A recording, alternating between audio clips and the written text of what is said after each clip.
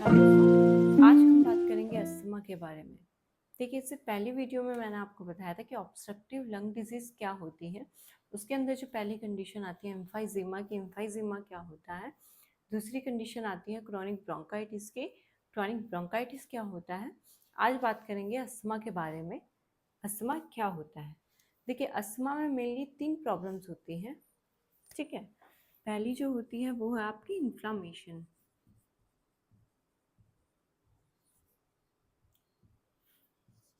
दूसरी जो होती है वो है ब्रोंको कंस्ट्रिक्शन।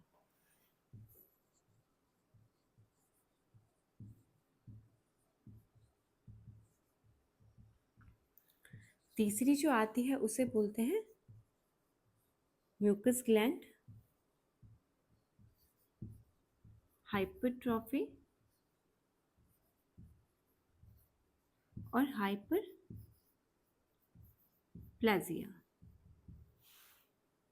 अब इन्फ्लामेशन में क्या होता है, देखिए जो आपका एयरवे है जहाँ से आपकी सांस अंदर जा रही है, ये जो रास्ता है यहाँ पर इन्फ्लामेशन हो जाती है, ये पार्ट रेड हो जाता है, स्वेलन हो जाता है और इसमें आपको पेन होता है, ठीक है। वो कंडीशन है इन्फ्लामेशन की। ब्रोंको कंस्ट्रिक्शन क्या है, देखिए जब इन्फ्लामेशन होती है तो यहाँ पर आपकी नली के सराउंड आपकी मसल्स होती है, ठीक है। ये मसल्स क्या करती हैं, कॉन्ट्रैक्ट करती हैं। जब ये मसल्स कॉन्ट्रैक्ट करती है तो ये नली जो है आपकी इस तरीके से हो जाती है, ठीक है। जब ये मसल्स आपकी कॉन्ट्रैक्ट कर रही हैं, सिकुड़ रही हैं, तो ये आपकी नली भी क्या हो जाती है, पतली हो जाती है, जिस वजह से जो आपका हवा जाने का रास्ता है उसमें क्या होती है, प्रॉब्लम आ जाती है, हवा ठीक से पास नहीं हो पाती है। वो कंडीशन है ब्रोंको कंस्ट्रिक्शन की। तो इन्फ्लामेशन होता है, ब्रोंको कंस्ट्रिक्शन होता है। तीसरा क्या होता है, म्यूकस ग्लैंड हाइपरट्रॉफी। जो म्यूकस ग्लैंड है, जो म्यूकस बनाते हैं, कफ बनाते हैं, बलगम बनाते हैं, वो क्या करते हैं, साइज में इंक्रीज हो जाते हैं। और हाइपरप्लेजिया, हाइपरप्लेजिया मतलब होता है उसमें नंबर इंक्रीज हो जाते हैं, ठीक है। तो बहुत ज़्यादा म्यूकस बनता है, बहुत ज़्यादा म्यूकस बनेगा तो वो आपकी नली में जम जाता है। वो कंडीशन है आपकी अस्थमा की। जब ये तीनों प्रॉब्लम्स साथ में डेवलप होती है तो वो कंडीशन है अस्थमा की। कुछ पेशेंट में क्या होता है, ये जो म्यूकस बनता है ये बहुत चिपचिपा होता है, तो ये बाहर नहीं आ पाता। अगर आप जोर भी लगाएंगे ऐसे भी करेंगे तो म्यूकस क्या है, बाहर नहीं आ पाएगा, वो आपकी फेफड़ों में जम जाता है, ठीक है। अब इसके सिम्टम्स के बारे में बात करेंगे कि अस्थमा के लक्षण क्या हैं।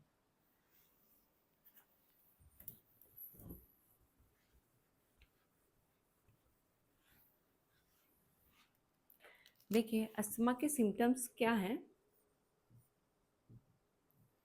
पहला है, इसमें डिस्निया की कंडीशन होती है। डिस्निया क्या होता है, जब आपको सांस लेने में, ब्रीदिंग में प्रॉब्लम होती है तो वो कंडीशन है आपकी डिस्निया की, ठीक है। हवा अंदर तो जा पाती है, ठीक है। ऑब्स्ट्रक्टिव लंग डिजीज जितनी भी है उसमें प्रॉब्लम क्या होती है कि हवा अंदर तो जा पा रही है लेकिन बाहर नहीं आ पा रही है। हवा अंदर क्यों जा पा रही है, क्योंकि जब आप हवा लेते हैं तो ये मसल क्या करती है, खिंचती हैं, तो आपका एयरवे क्या हो जाता है, खिंच जाता है, यहाँ पर हवा अंदर जाने के लिए जगह बन जाती है। लेकिन जैसे ही आप हवा छोड़ते हैं तो ये मसल क्या है, कांटेक्ट करती है, नली और पतली हो जाती है, हवा ठीक से बाहर नहीं आ पाती है, तो डिस्निया की कंडीशन डेवलप होती है। दूसरा है, विजिंग साउंड आता है। विजिंग साउंड क्यों आता है, देखिए जब हवा अंदर जा रही है तो ये हवा अंदर जाने का जो रास्ता है ब्लॉक हो गया है, तो यहाँ से हवा पास ठीक से नहीं हो पाए, जिस वजह से घरघराहट की साउंड आ रही है, उसे बोलते हैं विजिंग साउंड, ठीक है। कफ बहुत ज़्यादा बनता है क्योंकि म्यूकस ग्लैंड क्या है, साइज में इंक्रीज हो गया और उसके नंबर भी इंक्रीज हो गए हैं, हाइपरट्रॉफी और हाइपरप्लेजिया हो गया, जिस वजह से कफ बहुत ज़्यादा बन रहा है। कफ बहुत ज़्यादा बन रहा है तो ये आपकी नली में जम गया है, उसने आपकी नली को ब्लॉक कर दिया है, ठीक है। और स्पेशली ये कंडीशन क्या होती है, रात में ज़्यादा होती है, रात में ज़्यादा आपको प्रॉब्लम होती है, ठीक है। तो ये अस्थमा के सिम्टम्स हैं। देखिए, अस्थमा के और क्रॉनिक ब्रोंकाइटिस के जो सिम्टम होते हैं वो मिलते जुलते होते हैं, ठीक है। अब देखिए, जो अस्थमा होता है उसके 2 टाइप होते हैं। एक होता है एलर्जिक अस्थमा, ठीक है, इसे हम एटॉपिक भी बोलते हैं। एक होता है नॉन एलर्जी।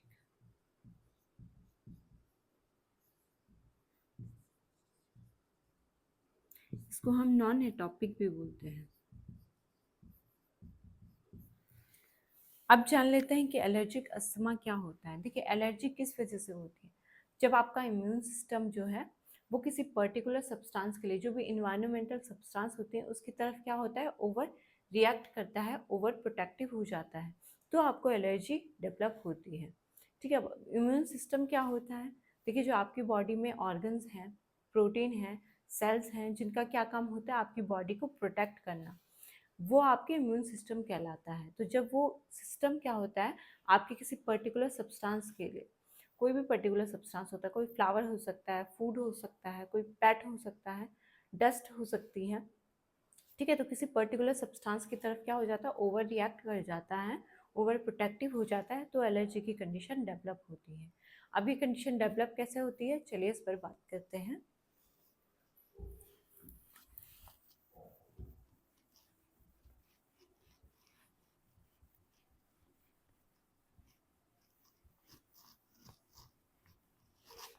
देखिए जो आपका वाइट ब्लड सेल है वो इम्यून सिस्टम का पार्ट है।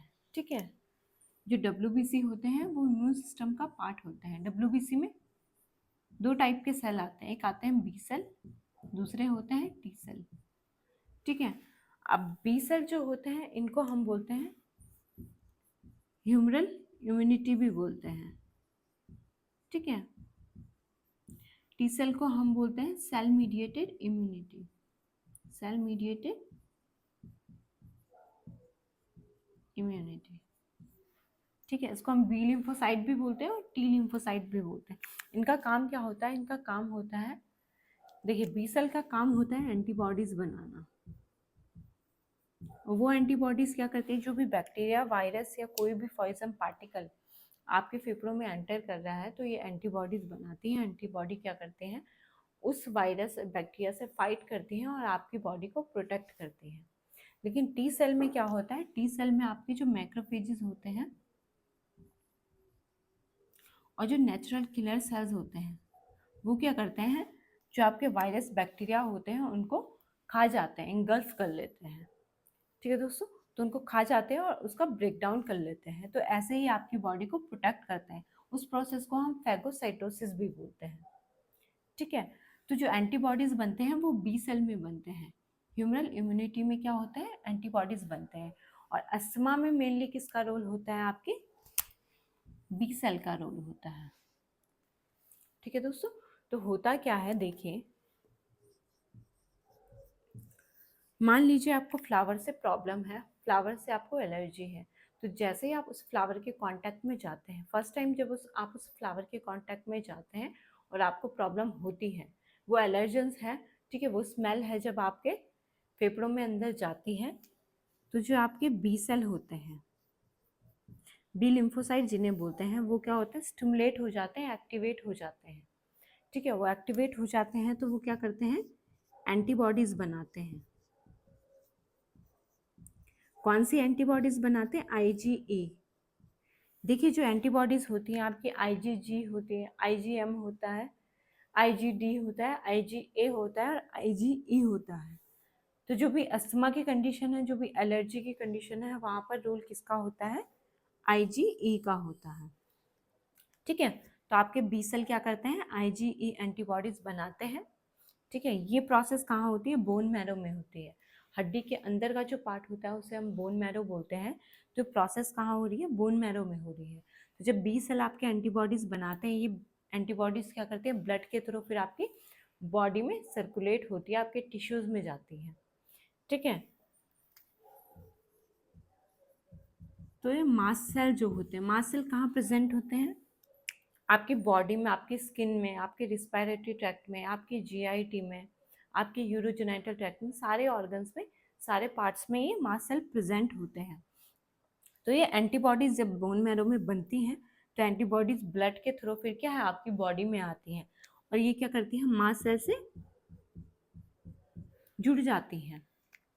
ठीक है दोस्तों, तो ये होता है जब आप किसी ऐसे सब्सटेंस के, ऐसे हार्मलेस सब्सटेंस के कांटेक्ट में आते हैं। हार्मलेस क्यों बोल रही हूँ, क्योंकि वो सारे सब लोगों को अफेक्ट नहीं करते हैं। ठीक है, मान लीजिए आप कोई फ्लावर है, आप किसी और के साथ वहाँ पर खड़े हैं, लेकिन वो दूसरे को प्रॉब्लम नहीं क्रिएट कर रहा है, सिर्फ आपको प्रॉब्लम कर रहा है। तो हार्मलेस सब्सटेंस वो होते हैं जो सिर्फ आपको अफेक्ट कर रहा है, बाकी लोगों को अफेक्ट नहीं करते हैं। ठीक है, तो उसके कांटेक्ट में जब जाते हैं तो एंटीबॉडीज बनती है। ये एंटीबॉडीज क्या है, मास्ट सेल से जुड़ जाती हैं। अब जब सेकेंड टाइम आप उस सब्सटेंस के कांटेक्ट में जा रहे हैं जिससे आपको प्रॉब्लम है, जिससे आपको एलर्जी है, तो क्या होता है, वो एलर्जन जब फिर से आपकी बॉडी में एंटर करते हैं तो वो आपके ये जो एंटीबॉडीज है इससे अटैच हो जाते हैं। ये क्या है, आपके एलर्जेंस हैं जो क्या हो रहे हैं, उस सब्सटेंस से अंदर जा रहे हैं जिससे आपको प्रॉब्लम है। ठीक है, मान लीजिए आपको किसी फ्लावर से प्रॉब्लम है, उसकी स्मेल से प्रॉब्लम है। ठीक है, पहली बार आप उसकी कांटेक्ट में गए तो आपकी बॉडी में क्या एंटीबॉडीज बनी, वो एंटीबॉडीज क्या है, आपकी मास्ट सेल से अटैच हो गई हैं।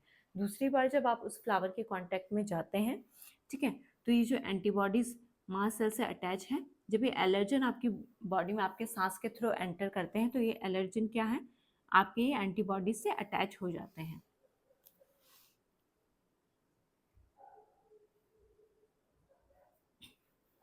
ये आपके एंटीबॉडीज से अटैच हो गए हैं। तो जैसे ही एंटीबॉडीज से अटैच होते हैं, मास्ट सेल से क्या होता है, केमिकल रिलीज होते हैं।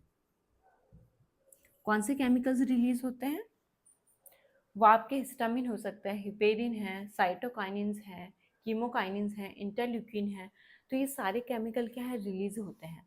तो वो आपकी बॉडी को प्रोटेक्ट करते हैं इन एलर्जन से।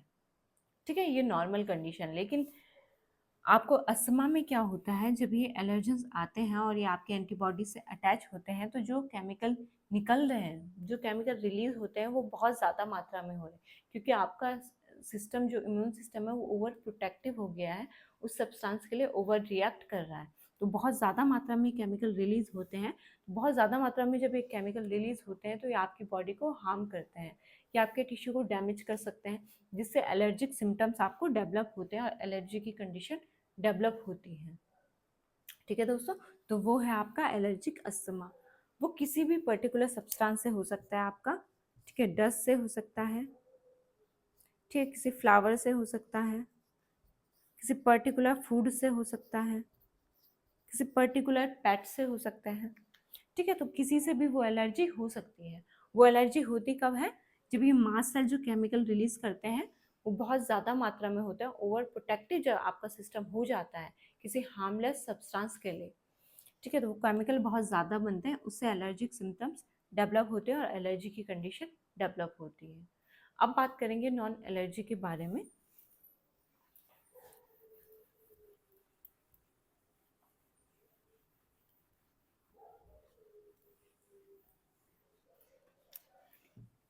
देखिए, नॉन एलर्जिक अस्थमा में क्या होता है,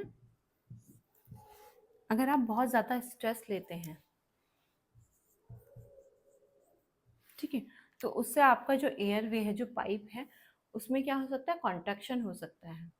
ठीक है, तो उस वजह से आपको नॉन एलर्जिक अस्थमा हो सकता है। अगर प्रॉपर सांस अंदर नहीं जा पाएगी तो बीच बीच में क्या है, आपको डिस्निया की कंडीशन में बीच बीच में आपको अस्थमा के अटैक आएंगे। ठीक है, ज़्यादा स्ट्रेस की वजह से हो सकता है, ज़्यादा एक्सरसाइज की वजह से हो सकता है। अगर बहुत ज़्यादा आपने हैवी एक्सरसाइज कर ली है, तो एक कंटिन्यू आप लंबे टाइम से एक्सरसाइज कर रहे हैं, बहुत हैवी एक्सरसाइज कर रहे हैं, तो भी आपको अस्थमा का अटैक आ सकता है और डेवलप हो सकता है। ठीक है, या आप बहुत रनिंग कर रहे हैं, एक लंबे टाइम से एक लंबी दूरी आप डिस्टेंस मेंटेन कर रहे हैं, डिस्टेंस भाग रहे हैं, ठीक है, रनिंग कर रहे हैं। ठीक है, मान लीजिए आप 1-2 किलोमीटर कंटिन्यू आप भाग रहे हैं, तो उस वजह से भी अस्थमा का अटैक डेवलप हो सकता है। आप स्विमिंग कर रहे हैं, ठीक है, एक लंबी डिस्टेंस आप मेंटेन कर रहे हैं, तो उस वजह से भी आपको अस्थमा की कंडीशन डेवलप हो सकती है। तो स्ट्रेस से हो सकती है, एक्सरसाइज से हो सकती है, कोल्ड से हो सकती है। अगर वेदर चेंज हो रहा है तो उस वजह से कोल्ड की कंडीशन से भी अस्थमा डेवलप हो सकता है। ठीक है, स्मोकिंग की वजह से हो सकता है, अगर बहुत ज़्यादा आप स्मोकिंग करते हैं तो उस वजह से भी अस्थमा डेवलप हो सकता है। तो ये है आपकी नॉन एलर्जिक कंडीशंस। ठीक है, अब जान लेते हैं। देखिए,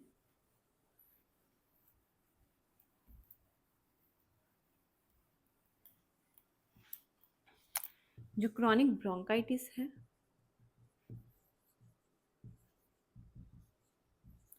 ठीक है, और आपका अस्थमा है, इसके जो सिम्टम्स होते हैं वो क्या होते हैं, काफ़ी मिलते जुलते होते हैं। अब कैसे पता चलेगा कि क्रॉनिक ब्रोंकाइटिस की प्रॉब्लम है या अस्थमा की प्रॉब्लम है? देखिए, क्रॉनिक ब्रोंकाइटिस की जो प्रॉब्लम होती है वो रिवर्सिबल होती है, सॉरी, इरिवर्सिबल होती है, और अस्थमा की जो कंडीशन होती है वो रिवर्सिबल होती है। अभी इरिवर्सिबल क्यों होती है, ये ठीक क्यों नहीं होती है? देखिए, क्रॉनिक ब्रोंकाइटिस की कंडीशन धीरे धीरे आपको डेवलप होती है। ऐसा नहीं है कि आप किसी सब्सटेंस के कांटेक्ट में, किसी केमिकल के कांटेक्ट में आए और आपको एकदम से सिम्टम्स डेवलप हो गए, नहीं।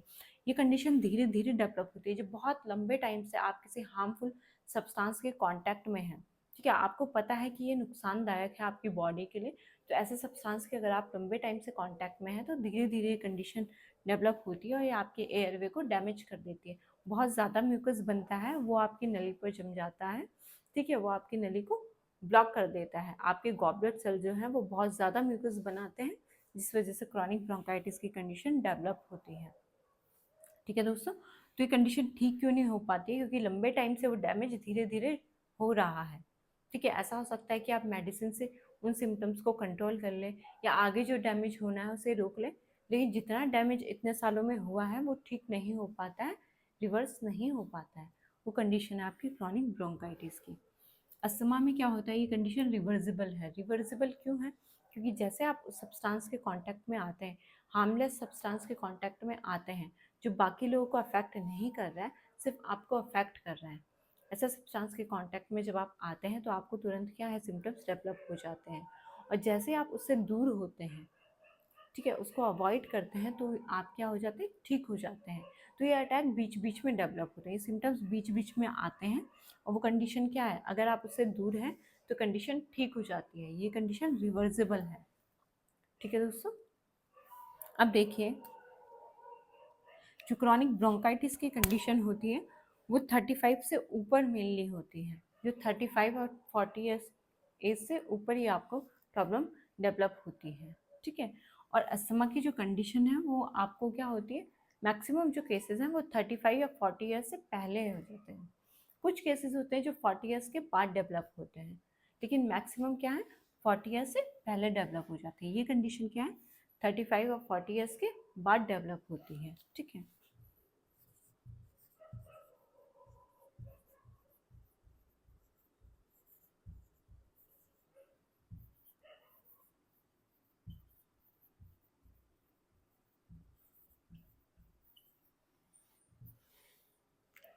अब देखिए, क्रॉनिक ब्रोंकाइटिस में क्या होता है। क्रॉनिक ब्रोंकाइटिस किस वजह से होता है, वो हार्मफुल सब्सटेंस की वजह से होता है, और अस्थमा जो होता है वो होता है हार्मलेस सब्सटेंस की वजह से। देखिए, क्रॉनिक ब्रोंकाइटिस में क्या होता है, अगर हार्मफुल सब्सटेंस के कांटेक्ट में कोई आ रहा है, ठीक है, तो वो क्या है, वो सब लोगों को अफेक्ट करेगा। जो जो लोग उसके कांटेक्ट में आते हैं, हार्मलेस केमिकल के या कोई डस्ट है उसके कांटेक्ट में लंबे टाइम से आ रहे हैं, तो वो क्या है, सब लोगों को अफेक्ट करेगा।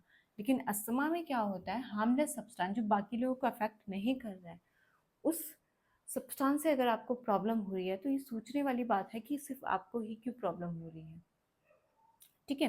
तो वो कंडीशन है अस्थमा की। हो सकता है पहली बारी जब आप उसके कांटेक्ट में आए, आपको सिम्टम्स डेवलप हो तो आपको पता ना चले, ठीक है, कि आपको प्रॉब्लम क्या है। लेकिन जब दूसरी या तीसरी बार आप उस सब्सटेंस के कांटेक्ट में आते हैं तो धीरे धीरे आपको पता चल जाता है कि आपको इससे एलर्जी है, ठीक है दोस्तों।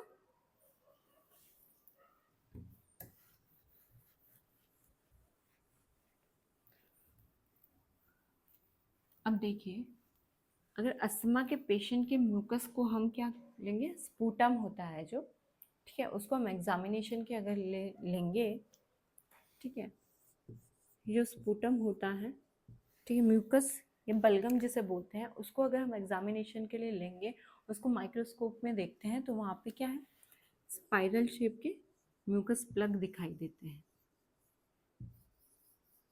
इस तरह के म्यूकस प्लग दिखाई देते हैं, तो पता चलता है कि वो अस्थमा की कंडीशन है। दूसरा क्या होता है, जो आपके आईजीई एंटीबॉडी है, मैंने आपको बताया था कि जो अस्थमा में, ठीक है, जो एलर्जिक कंडीशन होती है वहाँ पर आईजीई जो एंटीबॉडीज़ हैं उसका रोल ज़्यादा होता है। तो आईजीई का लेवल क्या होता है आपकी बॉडी में, इंक्रीज हो जाता है। तो इससे पता चलता है कि आपको अस्थमा की कंडीशन है। ठीक है दोस्तों, तो अपनी लाइफस्टाइल को हेल्दी रखिए और अपना ध्यान रखिए। अगली वीडियो में मैं बात करूँगी ब्रोंकियोक्टेसिस के बारे में। ब्रोंकियोक्टेसिस क्या है, कैसे डेवलप होता है, इससे बचने के लिए हमें क्या करना चाहिए। धन्यवाद।